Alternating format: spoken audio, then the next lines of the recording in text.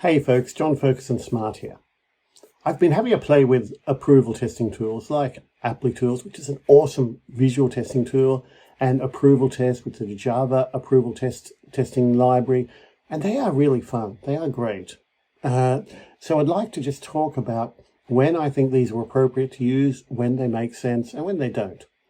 What I've found is that these approval testing tools are really good basically at verifying all the little details that your application has not changed since the last release. So if you have, for example, if you want to check the visual aspects of a screen, maybe a report, or maybe a shopping cart summary, you want to check that all those details are correct. You don't want to have a detailed automated test that checks every field, or maybe you just don't have that yet, then approval testing can do the job. If you've got a big document that gets generated, maybe a big XML file or a big JSON document that gets produced by some service, you've got a million records that produces a summary output, and you want to make sure that everything is correct.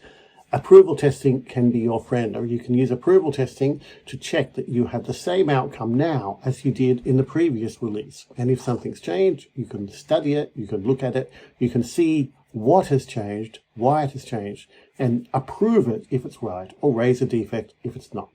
So approval testing is really good for that. What approval testing is not good for is understanding exactly what went wrong or what has changed, because approval testing is a very blunt tool. It's not a tool that's about, because it's not for that. It's not designed to articulate business rules.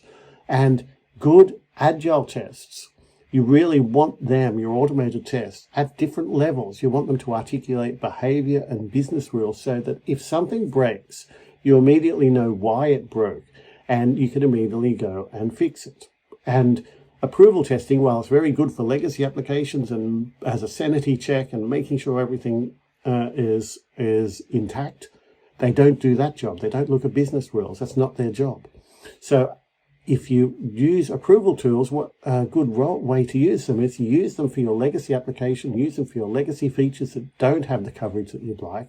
But then gradually, especially as you make changes, you introduce more behavioral, more functional-based acceptance tests, which describe and document the behavior of your application. And as you build out more of them, they will give you more confidence and a faster resolution of issues when things do go wrong. Okay, that's all I wanted to talk about for today. Thanks for listening.